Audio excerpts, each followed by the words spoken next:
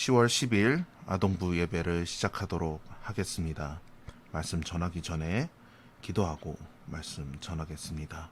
기도하겠습니다. 사랑과 은혜가 충만하신 하나님 아버지 감사합니다. 오늘 주님 앞에 나왔습니다.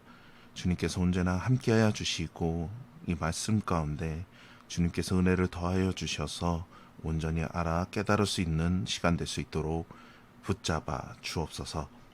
모든 말씀 우리 주 예수 그리스도의 이름으로 기도드립니다. 아멘. 오늘의 말씀은 욥기 5장 17절에서 27절까지의 말씀입니다. 제가 우리말 성경으로 봉독하겠습니다. 이복에 하나님께서 바로잡아 주시는 사람은 복이 있다네. 그러니 전능하신 분의 훈계를 거절하지 말게. 그분은 상처를 주기도 하시지만 또 싸매 주시기도 하시고 다치게도 하시지만 그 손길이 또 치료도 하신다네. 그분이 6재앙에서도 자네를 구해내시고 아니 7재앙에서도 자네에게 아무 해도 끼치지 않게 하실 걸세. 기근 속에서도 그분은 자네를 죽음에서 구속하시고 전쟁에서도 칼의 권세로부터 자네를 구속하실 걸세. 자네는 혀의 채찍에서 보호받을 것이고 멸망이 닥칠 때 두려워할 필요가 없을 걸세. 자네는 멸망과 기근을 비웃을 것이고 땅의 짐승들을 두려워할 필요가 없을 것세.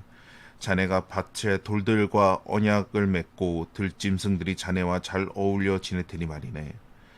자네는 자네 장막에 아무 탈이 없음을 알게 될 것이고 자네 거처를 살펴보아도 아무것도 잃을 것이 없음을 알게 될 걸세. 자네의 자손이 많아지고 자네의 후손이 땅의 풀처럼 될 것을 자네가 알게 될 걸세. 때가 되면 곡식단을 모아들이듯이 자네가 수명이 다해서야 무덤으로 갈 것이네. 아 그렇군. 우리가 고찰해 본 것이니 이 말이 맞을 걸세. 그러니 자네의 유익을 위해 그것을 알았으면 좋겠네. 아멘. 먼저 오늘의 주요 말씀 보도록 하겠습니다. 욥기 5장 17절까지의 말씀입니다. 이복에 하나님께서 바로잡아 주시는 사람은 복이 있다네. 그러니 전능하신 분의 훈계를 거절하지 말게. 아멘. 가로 채우기 해보도록 하겠습니다. 이복에 하나님께서 바로잡아 주시는 사람은 복이 있다네. 그러니 전능하신 분의 훈계를 거절하지 말게. 아멘. 엘바스는 하나님이 잘못을 깨닫게 하시고 무너지지 않도록 가르치기 위해 욥에게 고난을 주셨다고 말을 했습니다. 그렇기 때문에 욥이 회개하면 아무것도 두려워할 필요가 없다고 했습니다. 엘바스는 욥에게 하나님의 용서와 회복을 말하며 위로했지만 욥이 고난당하는 이유가 욥의 죄 때문이라고 확신하며 말을 했습니다. 이 말은 욥에게 아무런 위로가 되지 않았습니다. 엘바스는 욥의 고난이 하나님께서 욥을 교육하게 하시기 위해 허락하신 하나님의 훈육이고 징계라고 보았습니다. 욥의 잘못된 행동과 삶이 고난을 가져왔다는 것이지요. 그래서 그는 욥에게 하나님의 징계를 거절하지 말고 잘 받아들이라고 충고를 하는 모습입니다.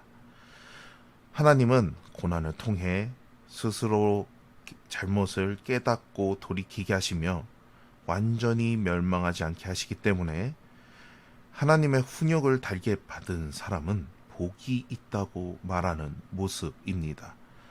그러나 이것은 착하게 살면 복을 받고 나쁘게 살면 벌을 받는다는 그런 단순한 것이라 볼 수 있는 것이죠. 엘바스는 고난을 당하는 친구 욥에게 하나님의 참된 위로를 전하지는 못했습니다. 자신이 알고 있는 하나님에 대한 지식을 늘어놓으면서 그의 아픔을 만져주기 원하는 사랑이신 하나님을 전하는 일에 실패했던 것입니다. 우리도 이런 실수를 저지르기 매우 쉬운 것이죠. 친구를 위한 말이라고 생각하더라도 나의 어리석은 말로 친구가 더 깊은 아픔을 겪지 않도록 하나님께 기도하며 위로의 말을 어떻게 해야 하는 것인지 하나님께 구해야 하는 것입니다. 사랑하는 친구들, 엘바스는 악한 사람은 벌을 받고 선한 사람은 상을 받는다고 하는 일반적인 이야기로 욥을 가르치려 들었습니다. 우리는 사랑이신 하나님이 마음의 고난을 당하는 사람들에게 전해주는 진짜 위로를 할 수 있어야 한다는 것입니다. 모든 일을 다스리시는 하나님이 그 고난 가운데 어떤 놀라운 계획을 가지고 계실지는 우리가 다 알 수 없는 것이죠. 하지만 그 모든 일에서도 선을 베푸시는 하나님을 끝까지 바라보고 기대하는 마음을 잃지 않도록 하나님의 사랑과 위로를 전하고 격려해야 하는 것이 우리인 것입니다. 바로 그것이 우리에게 하나님께서 바라시는 모습이라는 것이죠.